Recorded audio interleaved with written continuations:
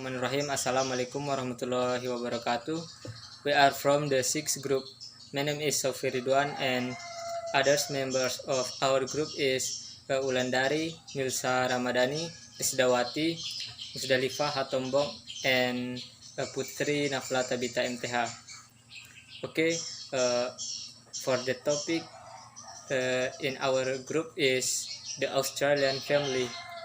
There are universal dimensions of family life, and the functions of a family are similar around the world.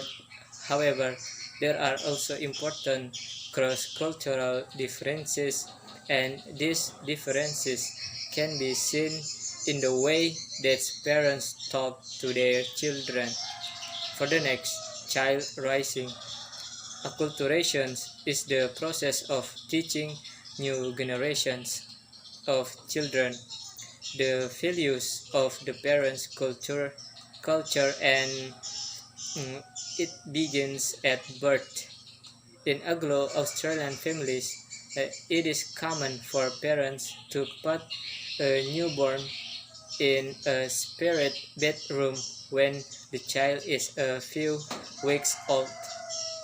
However, parents also want to train their child to be self-sufficient and not always depend on their parents can afford to give a child their own room because people think children also need privacy, particularly when they are older. Okay, next, in Angelo Australian families, children are taught from an early age to make decisions of themselves and take responsibility for the personal actions. Many people encourage their teenagers to find part-time work while they are in school because they believe the experience of working and making money will make their child more independent and responsible. The young starts living the next at the age of 18 until 21 years. If that if the if that if the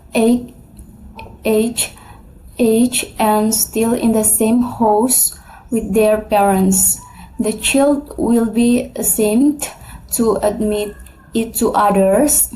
In addition, Anglo-Australians do not arrange marriage for their children, nor do they seek permission to marry, even though most children want their parents to choose the marriage they prefer. Furthermore, romantic love is usually the basis for marriage in Australia, and most young people meet their future spouses at school, college, work, and through their activity. In most Anglo-Australia families, parents feel the children should make major life decisions by themselves. Although they don't give their children advice independent from parents, it seems to be positive and parents feel they have a good job. Raising the children if their children are self-reliant by time they reach 21. Next, about the elderly. In Australia, elderly people don't like to be too dependent on their families and they will try to live independently in their our homes for as long as there are physical able the independence of the elderly in the Australia, encouraged by the government all age person scheme which ensures that all people don't have to be financially dependent of their families. Next, the elderly. In Australia, elderly people don't like to be too dependent on their families, and they will try to live independently in their own homes for as long as they are physically able. The independence of the elderly in Australia is encouraged by the government old age pension scheme, which ensures that old people do not have to be financially dependent on their families. And the third point of the Australian family is the working wife and husband. Many people in Australia think if a wife or husband must have a work or job career in important source. Women may feel a pressure to work outside to the home so that they can contribute to their family. And beside that, some Australian men resist doing household and family tasks that have been traditionally seen as a woman's work. Instead, they prefer to do a man's work like house repairs, garden maintenance, and house renovation.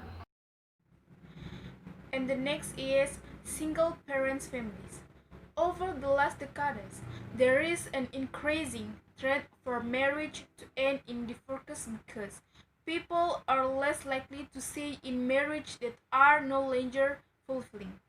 Despite the high incidence of divorce, the majority of divorces do remarry or at least partner often go on to have more children with their new partner. That's all our explanation about Australian families. Wassalamualaikum warahmatullahi wabarakatuh and thank you.